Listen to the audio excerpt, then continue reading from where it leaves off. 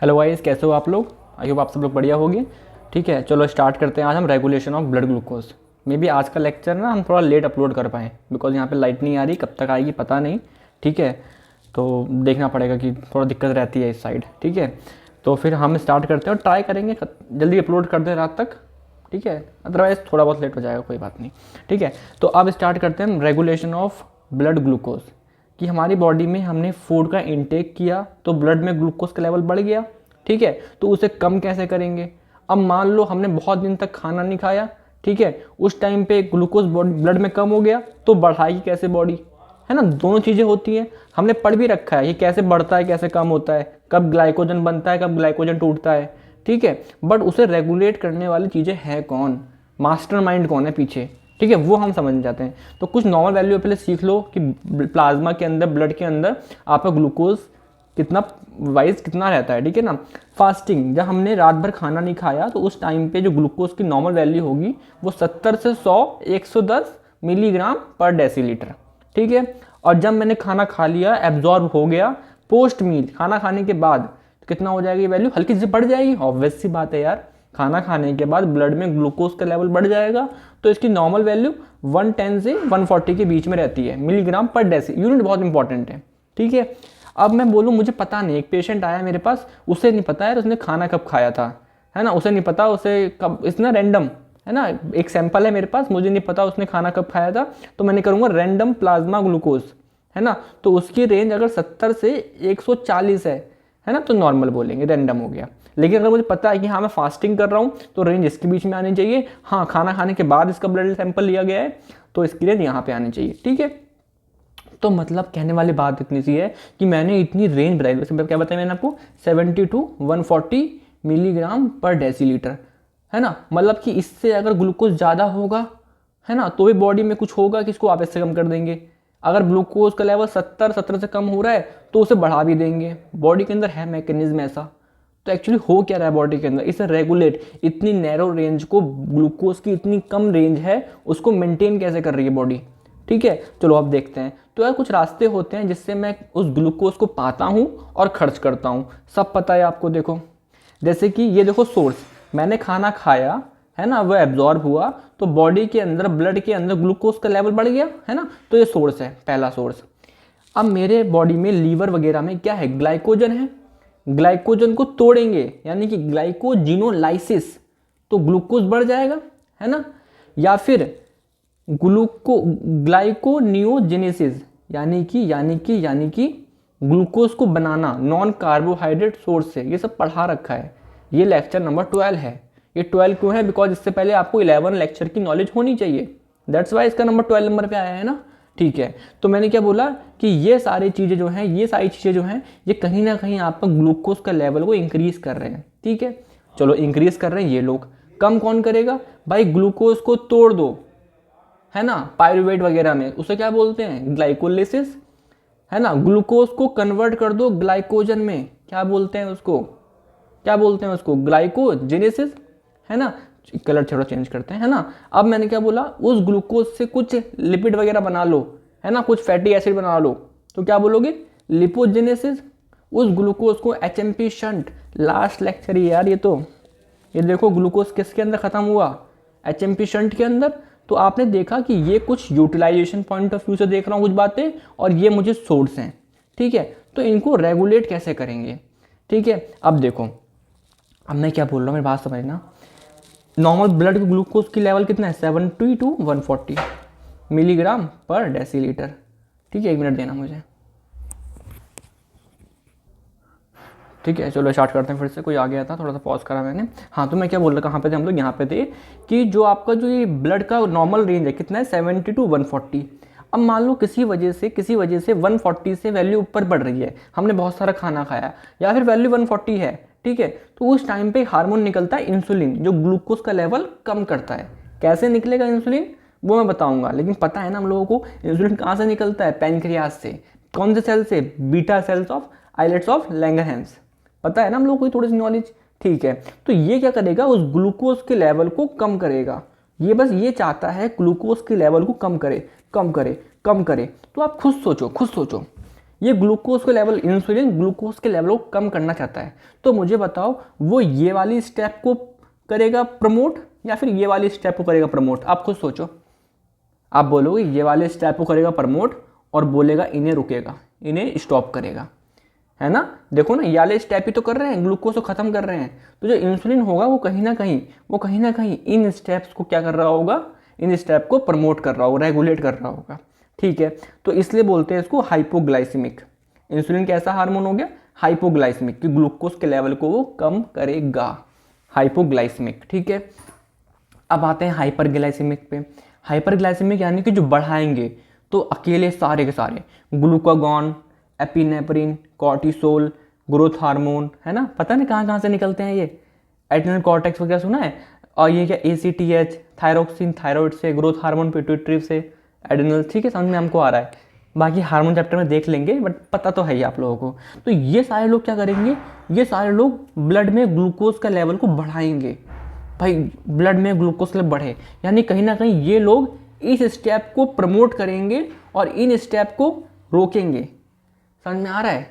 तो ये दो लोग हैं। आप देखो, एक तरफ अकेला बॉडी के अंदर कौन है? इंसुलिन, जो लड़ रहा है कि बॉडी में ग्लूकोज कम करो कम करो कम करो।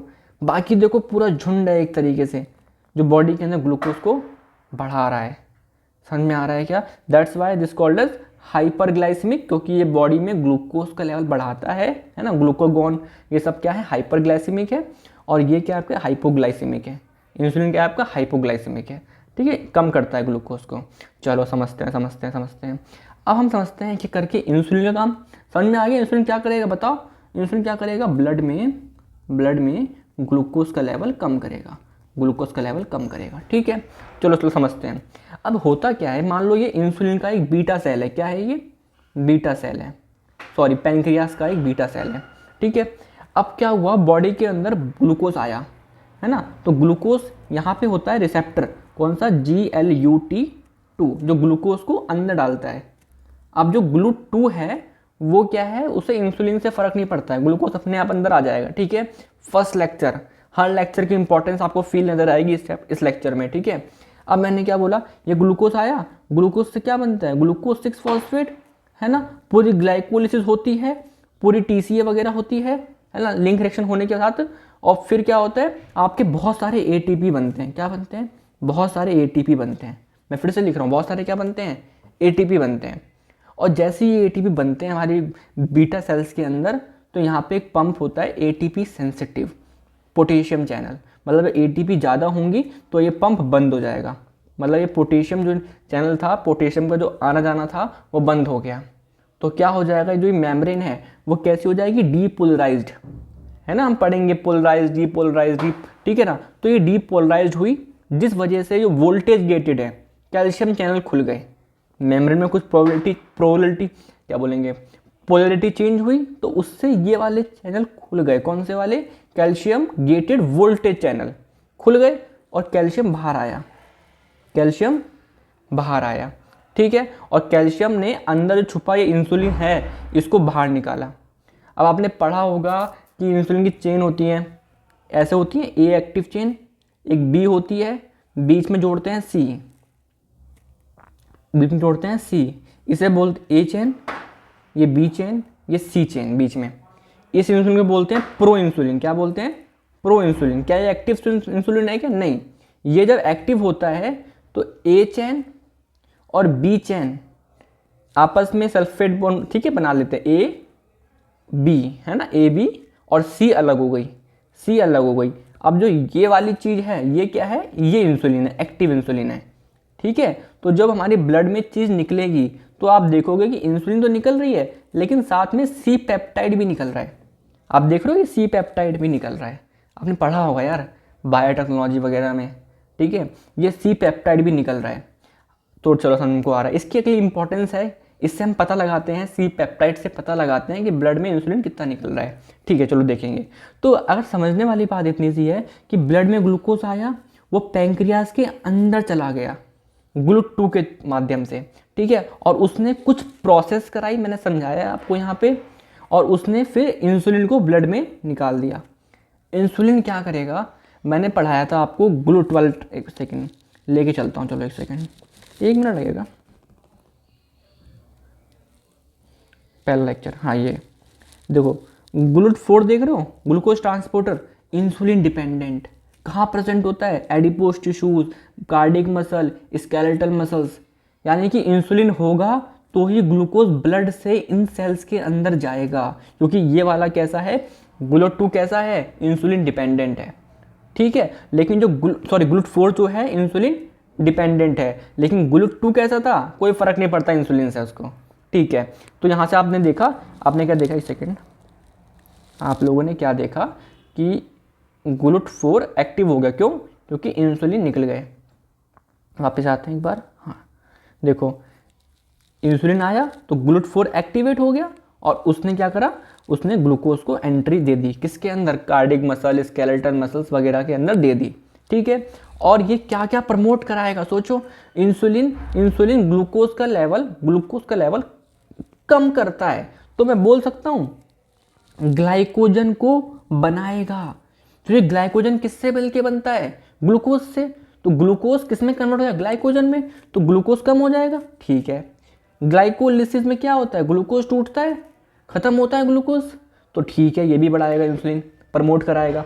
लेकिन ग्लूकोनियोजेनेसिस, यहाँ पे गलत लिखा था क्या मैंने, हाँ ठीक है, हाँ, तो ग्लूकोनियोजेनेसिस में क्या होता है, ग्लूकोज का फॉर्मेशन होता है, तो ये स्टेप कभी नहीं चाहेगा इंसुलिन, ये स्टेप नहीं चाहेगा, है ना। अब चलो इसका आंसर सोचो क्या होगा, ग्लाइकोजिनोलाइसिस, ग्लाइकोजन को तोड़ना चाहेगा क्या इंसुलिन।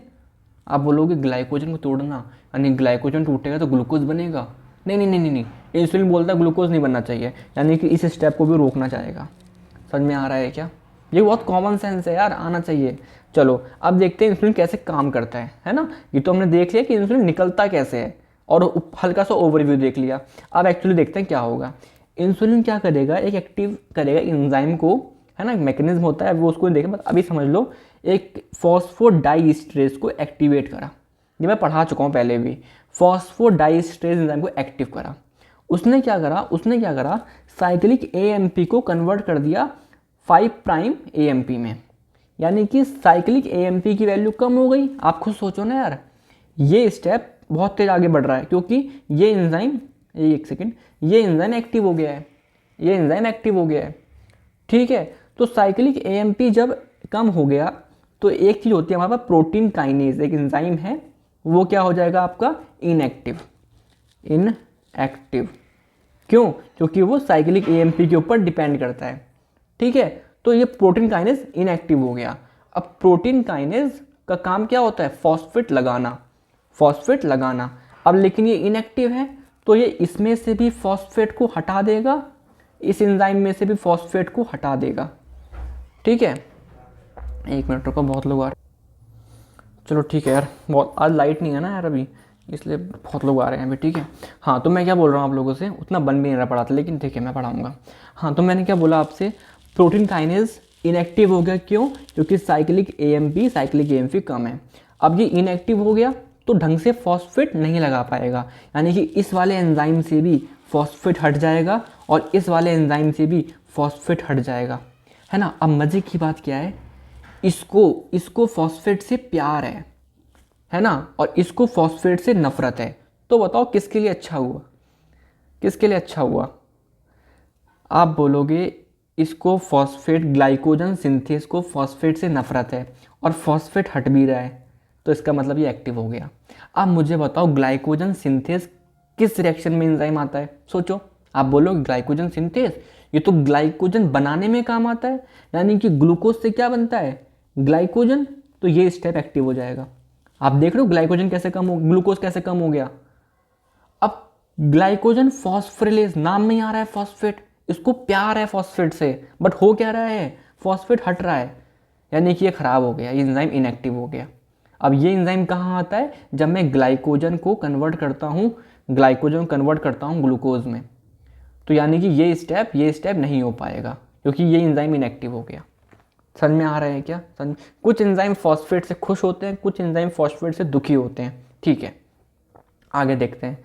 अब और तरीके से कैसे इनहिबिट करेंगे, जो इंसुलिन होता है वो रिप्रेस करता है जीन को पायरुवेट कार्बोक्सिलेज। आप बताओ ये एंजाइम कहाँ आता है, सब मैंने बोला ये लेक्चर इज ऑल अबाउट ये 12 नंबर पे क्यों है, बिकॉज इसके पिछले की सारी नॉलेज हमको होनी चाहिए अच्छे लेवल पे, ठीक है।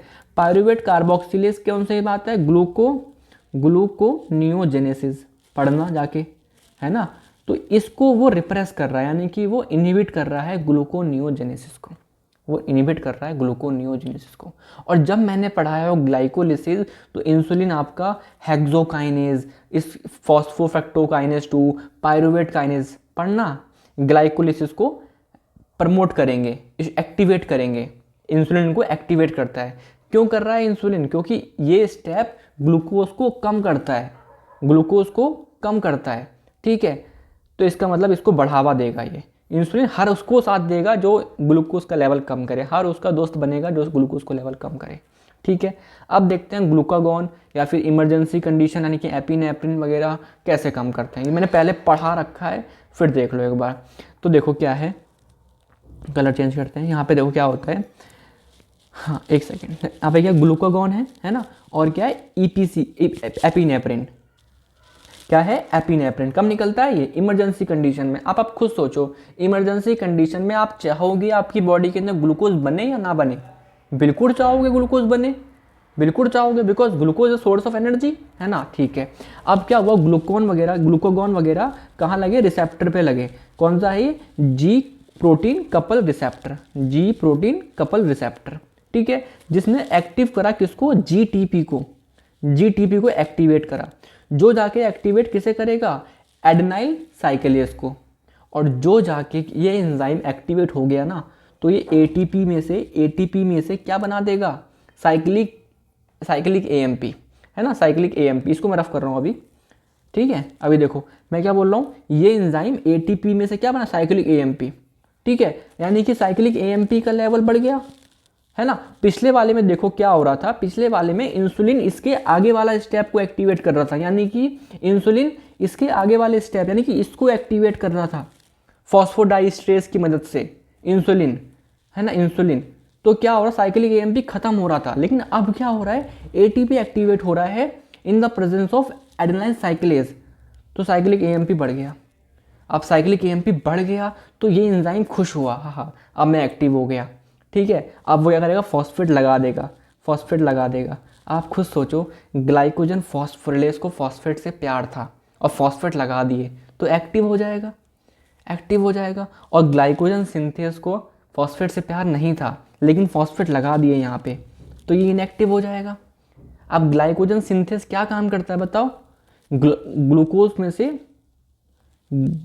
से ग्लाइकोजन बनाता है, तो ये स्टेप तो नहीं हो पाएगा अब, ठीक है, क्योंकि ये एंजाइम इनएक्टिव हो गया। अब ये क्या करता है, ये ग्लाइकोजन में से ग्लूकोज को बनाता है, तो ये एंजाइम एक्टिव हो जाएगा, बिकॉज ये एक्टिव हो गया तो ग्लूकोज लेवल बढ़ जाएगा। थोड़ा कॉमन सेंस लेके बैठोगे और समझ में आपको आ रहा होगा तो आ जाएगा। अगर आपको दिक्कत आ रही है तो मुझे बताना, मैं आपको सिंपल लिख के पढ़ा दूंगा, है ना। कई बार ऐसा होता है कि मैं लिख के लाता हूँ तो क्या पता उस लेवल को आप मैच ना कर पाते हो, कई बार होता है, लेकिन कोई भी दिक्कत होगी बताओगे तो मेरे को। अब यहाँ पे सिंपल देखो, ग्लूकागॉन एक्टिवेट करेगा किसको, पायरुवेट कार्बोक्सिलेज को। ये एंजाइम किस में आता है, ग्लूकोनियोजेनेसिस में। अब आप बोलोगे यार ये फिक्स एंजाइम, एक रिएक्शन में बहुत सारे एंजाइम आते हैं, हम एक ही एंजाइम की बात क्यों कर रहे हैं, बिकॉज वो रेट लिमिटिंग एंजाइम होता है, वो इरिवर्सिबल एंजाइम होता है ना। आप देखोगे जितने भी एंजाइम की बात कर रहे हैं वो इरिवर्सिबल होंगे कहीं ना कहीं। चलो अब यहाँ पे क्या है, पायरुवेट कार्बोक्सिलेज को एक्टिवेट किया, यानी कि ग्लूकोनियोजेनेसिस होगी। यही तो चाहता है ग्लूकागॉन। अगर आप ढंग से पेपर में आए ना, सोचोगे ना बस, अच्छा ग्लूकागॉन एक्टिवेट करता है, करता क्या है, ग्लूकोज को बढ़ाता है, अच्छा ग्लूकोज को बढ़ाता है, इसका मतलब ग्लूकोनियोजेनेसिस को बढ़ाएगा, यानी कि उसके एंजाइम को बढ़ाएगा। सिंपल कॉमन सेंस यार, ठीक है। और ग्लूकागॉन ग्लाइकोलिसिस को रोकेगा, बिकॉज ग्लाइकोलिसिस क्या करती है, ग्लूकोज को कम करती है, तो इस एंजाइम को रोकेगा। समझ में आ रहा है क्या, ये सब मैंने पढ़ाया है जब वो टॉपिक इंडिविजुअल आ रहे थे, बट ये पूरा रेगुलेशन आपका एक साथ कर दिया मैंने पूरा बॉडी में ग्लूकोज, ठीक है। अब देखो कुछ टर्म आएंगे आगे चल के, उन्हें हम क्लियर करते हैं, बहुत इंपॉर्टेंट है। वेल फेड स्टेट, एक इंसान खाना खा रहा है, एकदम 2 से 4 घंटे हुए एकदम खाना खाए हुए, उस टाइम में उसकी बॉडी के अंदर क्या है, उसकी बॉडी का जो मेन सोर्स है कि उसको ग्लूकोज कहाँ से मिलेगा, वो खाने से ही मिलेगा भाई, ग्लूकोज जो मार्केट से वो लेके आया है, जो उसे रोटी चावल खाए हैं, ठीक है। चलो अर्ली फास्टिंग किसे बोलते हैं, जब हम 4 से 16 घंटे बिना खाने के रहते हैं, यानी कि डेली रात को जब हम सोते हैं और सुबह उठते हैं तो उस बीच में हमारी बॉडी खाना कहाँ से, ग्लूकोज कहाँ से लाती है, वो तोड़ती है ग्लाइकोजन, ग्लाइकोजन को तोड़ के ग्लूकोज बनाती है। ठीक है, अब मान लो बॉडी 16 से 48 घंटे खाना और नहीं खा रही, तो ग्लाइकोजन खत्म हो गया, तब क्या करेगी बॉडी, तब बॉडी ग्लूकोनियोजेनेसिस करती है, उसे बोलते हैं फास्टिंग। फिर होता है प्रोलॉन्ग फास्टिंग, 2 से 5 दिन खाना नहीं खाया, तो उस टाइम पे मैं पढ़ाऊंगा आगे चल के आपको कीटोन बॉडीज वगैरह बनेंगी, वहाँ से कुछ होगा, पढ़ाऊंगा, अभी ये पढ़ाया नहीं है। ठीक है, यहाँ पे भी कीटोन बॉडीज कुछ होंगी। ठीक है ना, प्रोलॉन्ग्ड स्टारवेशन, तो ये टर्म आती है और उस टाइम पे हमारी बॉडी का जो ग्लूकोज का सोर्स है मैंने बता दिया आपको थोड़ा थोड़ा। बाकी जैसे जैसे आगे हम जब पढ़ेंगे ना इंटीग्रेटेड मेटाबॉलिज्म, तो वहाँ पे और अच्छे से बात करेंगे। एक आता है आपका रीनल थ्रेशोल्ड। रीनल थ्रेशोल्ड कितना है आपका, 180 मिलीग्राम पर डेसीलीटर, यानी कि इस ग्लूकोज का लेवल प्लाज्मा में इससे ज़्यादा बढ़ता है। नॉर्मल कितना होता है 70 to 140। ठीक है, अगर 180 से ऊपर निकल गया तो पेशाब में भी क्या आएगा, ग्लूकोज आएगा, है ना, ग्लूकोयूरिया। ठीक है, अब देखेंगे। अब देखो होता क्या है, क्यों आता है ऐसा। ये क्या है आपका, मान लो टीसीटी, ये मान लो रीनल ट्यूब्यूल। बच्चे तो नहीं हो ना, पता है ना क्या डायग्राम बना रहा हूँ, घुमा घुमा के बनाऊँ क्या, जब फिजियोलॉजी पढ़ाऊँगा तब बना दूंगा, अभी समझ लो। अब मैंने क्या बोला, यहाँ पे एक रिसेप्टर होते, क्या नाम है, एक होते हैं, क्या बोल सकते हैं, SGLT2 होते हैं, SGLT2। पहला लेक्चर पढ़ के आओ, हर लेक्चर की इंपॉर्टेंस है। ठीक है, ऐसा तो ना पढ़ा रहा हूँ बिना मतलब में। ठीक है, अब क्या हुआ, पहले यहाँ पे एक ग्लूकोज आया, तो यहाँ पे रिसेप्टर 4 थे, उसने पकड़ा ग्लूकोज सोडियम के प्रेजेंस में, बाहर फेंक दिया, एब्जॉर्ब हो गया, रीअब्जॉर्ब हो गया। एक ग्लूकोज और आया, एक और रीअब्जॉर्ब, 3 ग्लूकोज आए, तीनों एब्जॉर्ब हो गए, 4 ग्लूकोज आए, एब्जॉर्ब हो गए। लेकिन अब 5 आए तो हो पाएंगे क्या, क्यों, क्योंकि ये सैचुरेट हो गए, रिसेप्टर जो ट्रांसपोर्टर थे ये क्या हुआ आपके, ये सैचुरेट हो गए। तो क्या होगा, अब ये वाला ग्लूकोज यूरिन में आ जाएगा।